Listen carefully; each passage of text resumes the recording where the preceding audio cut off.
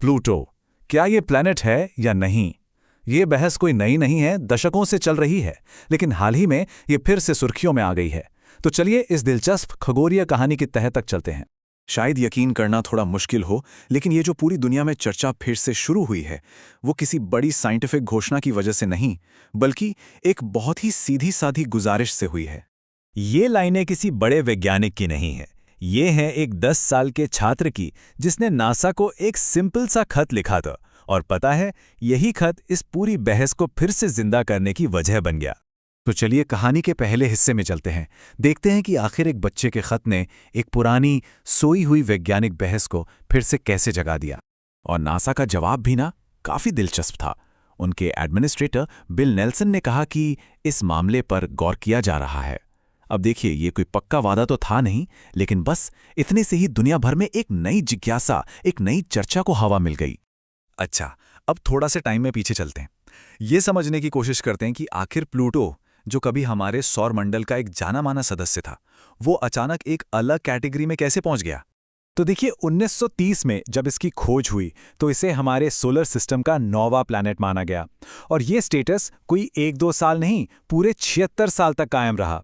लेकिन फिर आया साल 2006, जब इंटरनेशनल एस्ट्रोनॉमिकल यूनियन यानी IAU ने अचानक सब कुछ बदल दिया।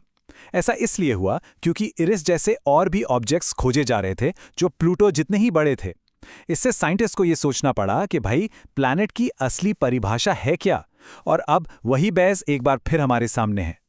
तो सवाल ये उठता है कि 2006 में IAU ने आखिर ऐसा क्या फैसला लिया था। इसका जवाब है उन 3 नियमों में जो उन्होंने किसी भी आकाशीय पिंड को प्लैनेट कहलाने के लिए बनाए। तो ये है वो 3 नियम। पहला, उसे सूरज का चक्कर लगाना होगा, सिंपल। दूसरा, उसकी ग्रेविटी इतनी मजबूत होनी चाहिए कि वो खुद को खींचकर एक गोल जैसा आकार दे दे। और तीसरा, और यही सबसे बड़ा पेंच है, उसे अपनी ऑर्बिट के आसपास का इलाका दूसरे छोटे बड़े पिंडों से साफ करना होगा। चलिए अब उस एक नियम पर फोकस करते हैं जिसने प्लूटो के लिए सारी मुसीबत खड़ी कर दी। देखिए, प्लूटो पहले 2 टेस्ट तो बड़े आराम से पास कर लेता है। वो सूरज का चक्कर भी लगाता है और वो अपनी ग्रेविटी की वजह से गोल भी है। यहां तक तो सब ठीक है।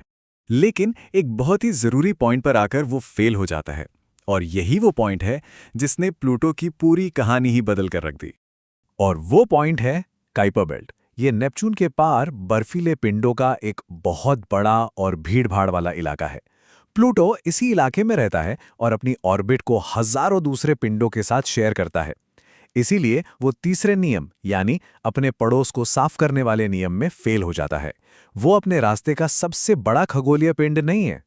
तो ठीक है, मान लिया प्लूटो एक ग्रह नहीं है, तो क्या बात खत्म हो गई? नहीं, बिल्कुल नहीं। ये बहस सिर्फ प्लूटो के बारे में है ही नहीं, इसका मतलब कहीं ज्यादा बड़ा है। तो चलिए प्लूटो के बारे में मुख्य बातें एक बार फिर से देख लेते हैं।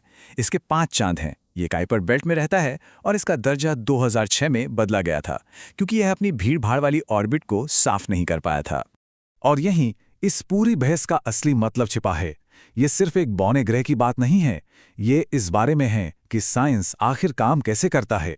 साइंस कोई पत्थर की लकीर नहीं है, ये एक जिंदा, सांस लेती हुई प्रक्रिया है जो नई खोजों के साथ लगातार बेहतर होती जाती है। तो आखिर में एक सवाल हमारे सामने रह जाता है, क्या हमें नई जानकारी के आधार पर साइंटिफिक डेफिनेशंस को बदलने के लिए हमेशा तैयार रहना चाहिए, भले ही इसका मतलब हो कि हमें अपनी स्कूल की किताबें दोबारा लिखनी पड़े?